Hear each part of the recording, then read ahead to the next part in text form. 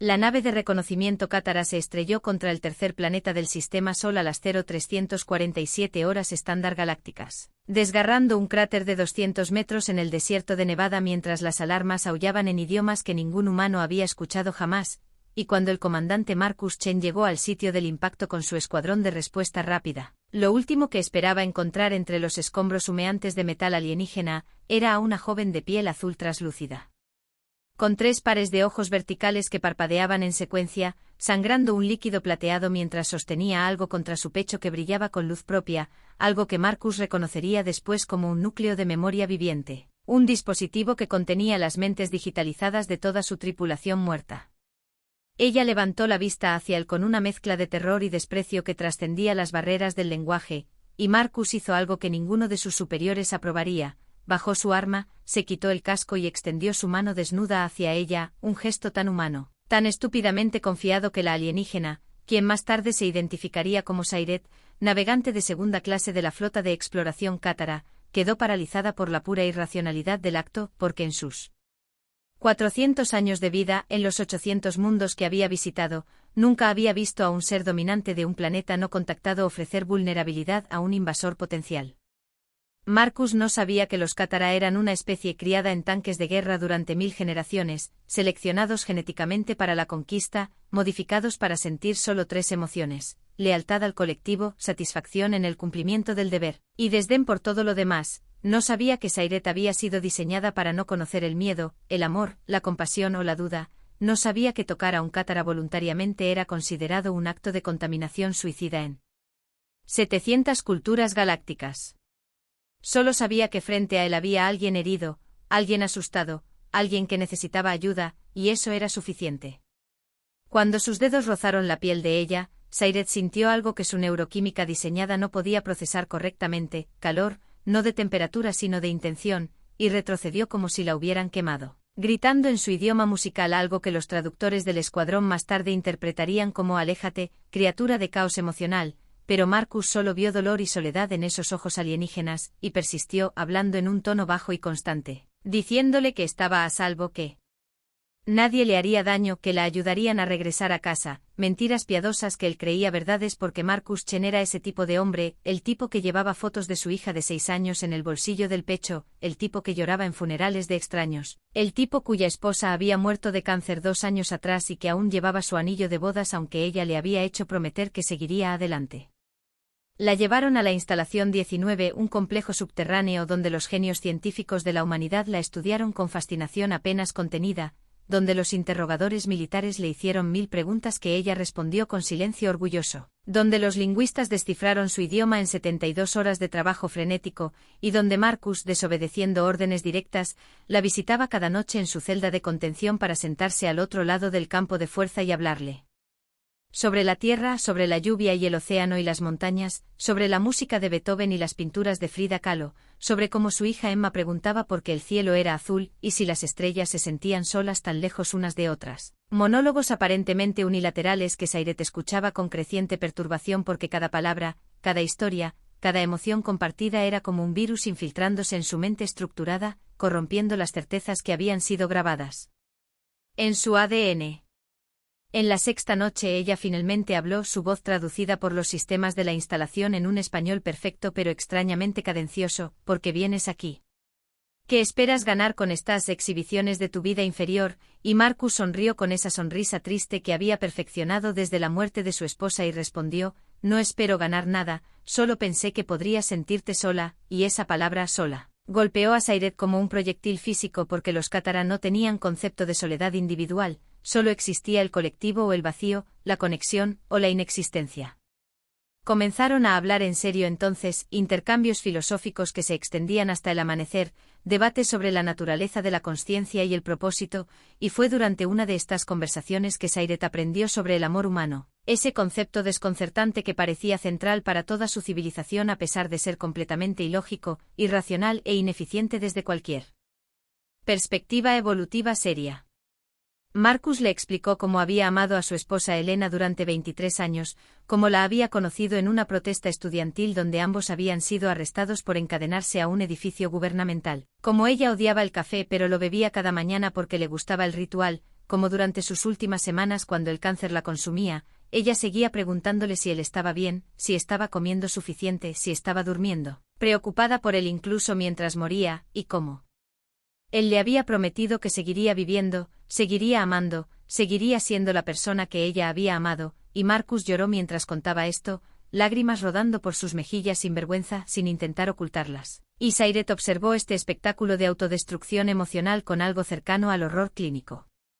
No lo entiendo, dijo ella, sus múltiples ojos parpadeando en patrones de confusión. Ella está muerta, su materia se ha reintegrado al ciclo de recursos de tu planeta, ¿por qué desperdicias energía metabólica en recuerdos de patrones neuronales que ya no existen? ¿Por qué este amor persiste cuando su objeto ha dejado de funcionar? Es ineficiente, es doloroso, es contraproducente para tu supervivencia y felicidad, es. Se detuvo buscando la palabra en su propio idioma que los traductores renderizaron como absurdo, y Marcus se limpió los ojos y la miró directamente con esa intensidad humana que ella había aprendido a reconocer como peligrosa, y dijo, sí, es todo eso. Y también es lo único que hace que vivir valga la pena, es lo que nos hace humanos, no es algo que elegimos o calculamos, es algo que somos, y me das pena si tu gente nunca ha experimentado esto, si han sido diseñados para ser eficientes. En lugar de estar vivos. Esas palabras resonaron en Sayret durante días, infiltrándose en su conciencia como un código malicioso, y comenzó a observar a sus captores humanos con nueva atención, viendo patrones que había descartado como ruido estadístico. La forma en que el Dr. Patel tocaba el hombro de su asistente cuando ella cometía un error, un gesto de tranquilidad sin propósito funcional, como la guardia nocturna, una mujer llamada Sara. Guardaba la mitad de su almuerzo para dárselo a su compañero que siempre olvidaba el suyo sacrificando recursos sin beneficio genético directo, como Marcus traía dibujos que su hija Emma había hecho para la amiga del espacio de papá. Imágenes infantiles de estrellas y naves espaciales que Sayret encontró técnicamente inexactas pero emocionalmente perturbadoras de maneras que no podía categorizar.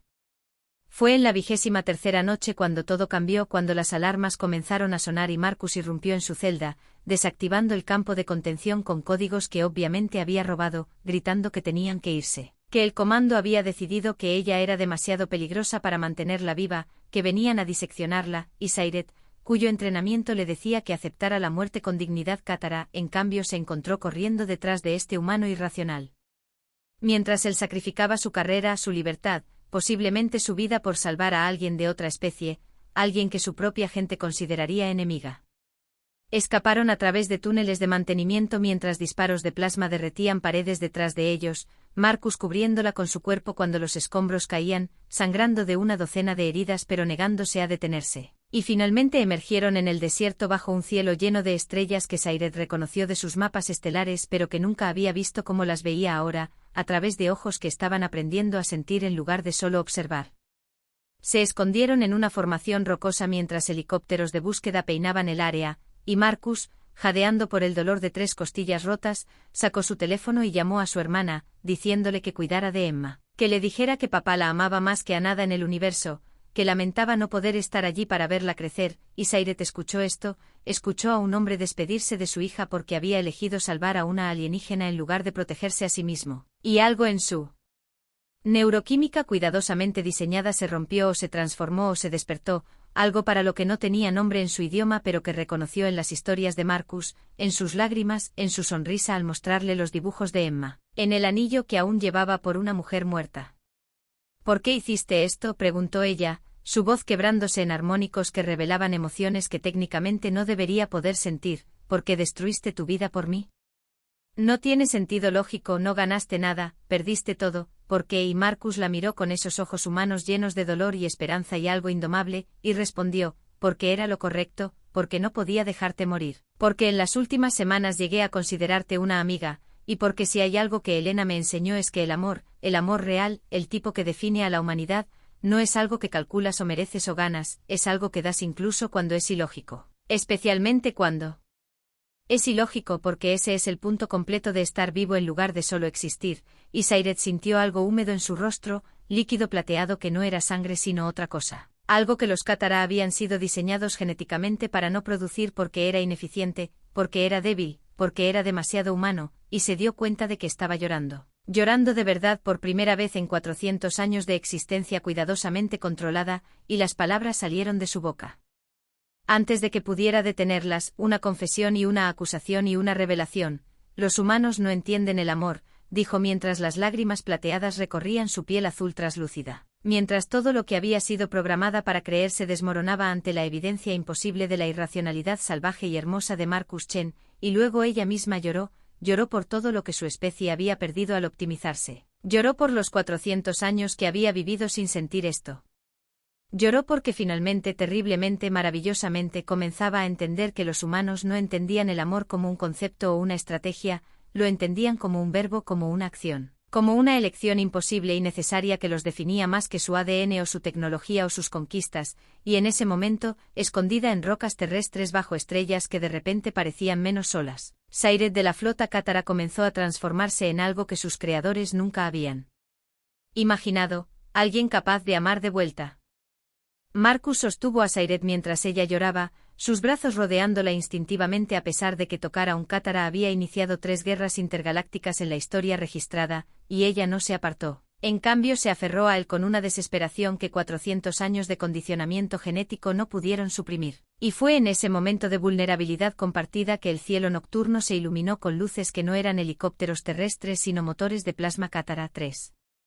Naves de guerra descending en formación de ejecución, y la voz amplificada del comandante Bekral retumbó a través del desierto en el idioma musical de su especie. Navegante Sayret, has sido comprometida por contaminación emocional con especies primitivas. El protocolo de pureza exige tu terminación inmediata, prepárate para la reintegración molecular. Marcus sintió como Sayret se tensaba en sus brazos, vio la resignación cátara volviendo a sus ojos, la aceptación de la muerte como eficiencia lógica, y algo primitivo y ferozmente humano despertó en él. Algo que había estado dormido desde que sostuvo la mano de Helena durante su último aliento, y se puso de pie frente a Sayret, extendiendo los brazos como si su cuerpo frágil pudiera detener armas capaces de vitrificar continentes, y gritó hacia las naves. Si quieren matarla, tendrán que matarme primero. Palabras absurdas, inútiles, tan humanas que Sayret sintió algo romperse definitivamente en su pecho, algo reconstruyéndose en una configuración que sus diseñadores genéticos habrían considerado defectuosa pero que ella ahora reconocía como completa. Las naves descendieron más, sus sistemas de armas brillando con energía de aniquilación, y Sayret se levantó, empujando suavemente a Marcus a un lado con una fuerza que él olvidaba que ella tenía, y habló en cátara. Su voz amplificada por el núcleo de memoria que aún llevaba, las mentes digitalizadas de su tripulación muerta testificando a través de ella. Comandante Bekral, invoco el derecho de testimonio bajo el código primero. Exijo ser escuchada antes de la terminación, y hubo un silencio tenso antes de que Bekral respondiera, sorpresa evidente en sus armónicos. El derecho de testimonio no ha sido invocado en 800 ciclos, navegante, tus palabras finales serán registradas, habla. Sayret miró a Marcus memorizando su rostro con sus 6 ojos, cada uno enfocándose en un detalle diferente, la preocupación en su frente, la determinación en su mandíbula, el amor imposible en su mirada, y comenzó a hablar. No para salvar su vida sino para cambiar su civilización. Durante 1000 generaciones hemos sido perfeccionados, optimizados, purificados de las debilidades emocionales que plagan a las especies inferiores, nos han enseñado que el amor es ineficiencia, que la compasión es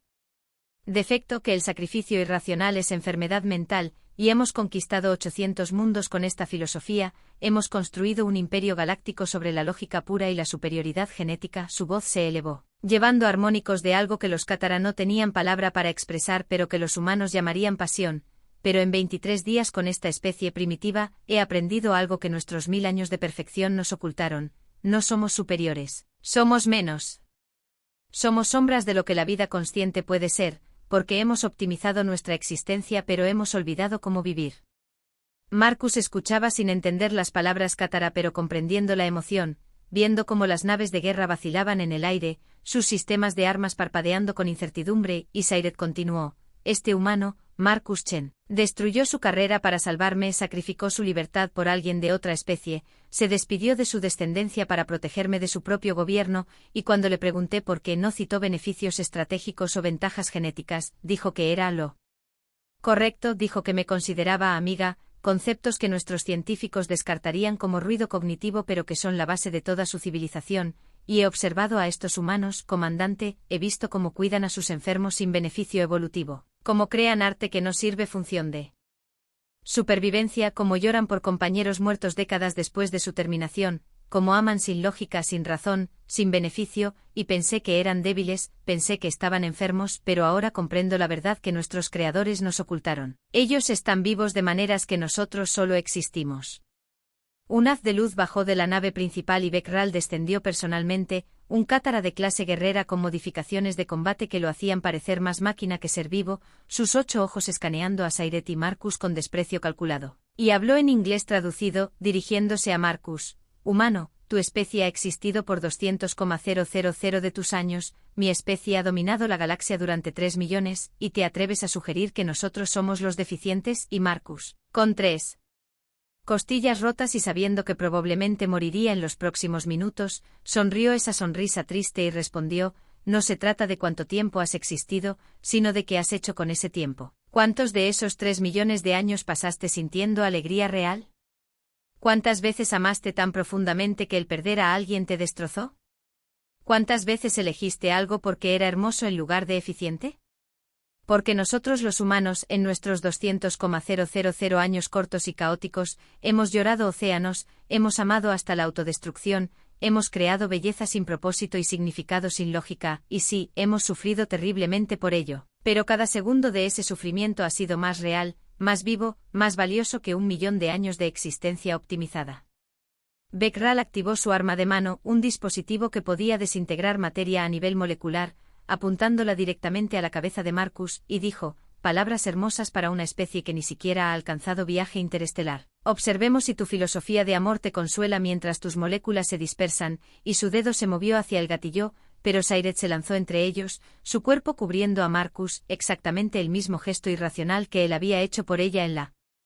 instalación 19, y gritó: si lo matas, tendrás que matarme primero. Palabras que Marcus había dicho minutos antes, ahora reflejadas por alguien que había sido diseñada para no conocer el sacrificio, y Beckral se detuvo. No por compasión sino por pura confusión científica, porque en toda la historia cátara, ningún miembro de su especie había elegido voluntariamente morir por un no cátara, era literalmente imposible según su psicología diseñada. Y sin embargo estaba sucediendo. Estás defectuosa, dijo Beckral, pero había incertidumbre en sus armónicos, la contaminación emocional ha corrompido tus protocolos genéticos, eres un peligro para el colectivo, la terminación es misericordia, pero Sayret se mantuvo firme, sintiendo el calor de Marcus detrás de ella, sintiendo algo en su interior que era más fuerte que 1000 generaciones de programación. No estoy defectuosa, comandante, estoy despierta, y la diferencia es que antes de venir a este planeta habría aceptado tu evaluación sin cuestionamiento, habría caminado hacia mi terminación con eficiencia cátara, pero ahora, por primera vez en 400 años, elijo vivir, elijo sentir, elijo amar, y si eso es contaminación, entonces que se propague como un virus a través de todo nuestro imperio estéril. Marcus puso su mano en el hombro de Sayret, un gesto de solidaridad, y le susurró en inglés: no tienes que morir por mí, ya has hecho suficiente, pero ella respondió sin apartar la vista de Beckral: me enseñaste que el amor no es algo que calculas, es algo que das especialmente cuando es ilógico. Déjame darte esto, déjame finalmente entender completamente. Fue entonces cuando sucedió algo extraordinario. El núcleo de memoria que Sayret llevaba, que contenía las consciencias digitalizadas de su tripulación muerta, comenzó a brillar con intensidad creciente. Y las voces de 37 cátara comenzaron a transmitirse, 37 mentes que habían observado todo a través de los sensores de Sayret, que habían escuchado las historias de Marcus, que habían sentido vicariamente las emociones prohibidas de su navegante sobreviviente y una por una comenzaron a testificar, el capitán Telmor diciendo: he comandado flotas durante 200 años y nunca sentí lo que esta humana Helena sentía al preocuparse por Marcus mientras moría, la ingeniera Hexia diciendo: he diseñado sistemas de propulsión que desafían las leyes físicas, pero nunca he creado algo tan hermoso como los dibujos de la niña Emma, el artillero Crebón diciendo: he destruido 27 civilizaciones y ahora me pregunto si alguna vez estuve vivo o solo fui un arma que caminaba. 37 voces cátara cuestionando todo lo que habían sido diseñados para creer, y Beckral retrocedió como si lo hubieran golpeado físicamente, porque esto no era solo una navegante contaminada. Esto era una infección ideológica que amenazaba los fundamentos mismos de la civilización cátara. Silencio, ordenó Beckral, pero las voces continuaron y Marcus sintió lágrimas en sus propios ojos al escuchar a estos seres alienígenas, estas armas vivientes criadas para la conquista. Descubrir la humanidad no en sí mismo sino en las historias de un viudo roto del tercer planeta de una estrella sin importancia, y entonces Bekral hizo algo que ningún comandante cátara había hecho en 1000 años de historia: bajó su arma. No en rendición sino en contemplación, y dijo lentamente: el colectivo debe ser informado de esta anomalía, el Consejo Superior debe evaluar estas afirmaciones. Navegante Sayret, tu terminación está suspendida pendiente de investigación formal. Humano Marcus Chen, tu testimonio será requerido ante el Consejo. Esta situación es sin precedentes. Marcus casi se rió ante el eufemismo, pero Sayret se volvió hacia él, sus 6 ojos brillando con lágrimas plateadas, y dijo: vendrás conmigo a mi mundo, mostrarás al consejo lo que me has mostrado, les enseñarás sobre el amor. Y Marcus pensó en Emma, en su hija de 6 años que necesitaba un padre, pensó en su hermana que ahora tendría que criarla sola, pensó en la tierra y todo lo que conocía, y luego pensó en Helena, y lo que ella diría, Helena que había dedicado su vida a enseñar a niños refugiados, Helena que creía que entender era el primer paso hacia la paz, Helena que le habría dicho que fuera, que hiciera la diferencia, que amara grande incluso cuando doliera, y asintió: iré, pero necesito hacer una llamada primero. Necesito decirle a mi hija que su papá va a las estrellas para enseñarle a los alienígenas sobre el amor, necesito que sepa por qué importa. Le permitieron la llamada, y Emma respondió con voz somnolienta, y Marcus le dijo: cariño, papá tiene que irse por un tiempo, a un lugar muy lejos para ayudar a algunos amigos nuevos a entender cosas importantes sobre ser humano, sobre amar incluso cuando es difícil, y sé que es aterrador y no quiero dejarte, pero tu mamá me enseñó que a veces el amor significa hacer cosas difíciles por el bien de otros, y algún día espero que entiendas. Y Emma, con la claridad simple de los niños, dijo: como cuando compartiste tu juguete favorito conmigo aunque no querías, porque me amabas más que al juguete. Y Marcus se rió entre lágrimas: exactamente como eso, cariño, exactamente como eso. Y Emma dijo: está bien papá, enséñale sobre mamá también, para que las estrellas sepan que ella fue especial. Y Marcus prometió que lo haría, prometió que haría que el universo entero conociera a Helena Chen, maestra de primaria de San Diego que había amado tan ferozmente que su luz alcanzaba ahora más allá de las estrellas. Subieron a la nave cátara, Marcus sosteniendo la mano de Sayret mientras la tierra se encogía debajo de ellos, y ella le preguntó: ¿tienes miedo? Tu especie nunca ha viajado más allá de su propia luna, vas a un imperio que ha conquistado 800 mundos, a testificar ante seres que podrían terminar tu existencia con un pensamiento. Y Marcus miró las estrellas a través del casco transparente. Las mismas estrellas que había mostrado a Emma cuando era bebé, las mismas estrellas que Helena había amado contemplar, y respondió: estoy aterrorizado, estoy destrozado por dejar a mi hija, estoy seguro de que esto terminará mal, y también estoy más vivo de lo que me he sentido desde que Helena murió, porque esto importa, porque tal vez, solo tal vez, un humano roto puede mostrarle a un imperio de seres perfeccionados que está roto, sentir dolor. Amar imposiblemente es lo que hace que la vida valga la pena vivirla. Y Sayret apretó su mano con una fuerza que contenía 400 años de hambre emocional finalmente reconocida, y dijo las palabras que redefinirían todo lo que vendría después, las palabras que un día se convertirían en el fundamento de una nueva filosofía cátara. Los humanos no entienden el amor como concepto, dijo, sus lágrimas plateadas flotando en gravedad cero como estrellas diminutas, lo entienden como verbo, como acción, como elección imposible, y esa es su fuerza. Esa es su magia, esa es la razón por la que una especie que apenas ha tocado sus propias lunas cambiará un imperio que ha durado 3 millones de años. Y mientras la nave saltaba al hiperespacio, llevando a un viudo humano y una navegante cátara transformada hacia un destino que ninguno podía predecir, Marcus Chen pensó en Helena, en Emma, en todas las personas rotas y hermosas de la Tierra que amaban sin lógica, y supo que sin importar lo que viniera, sin importar cómo terminara esto, la humanidad ya había ganado porque habían enseñado a las estrellas a llorar, y ese era solo el comienzo.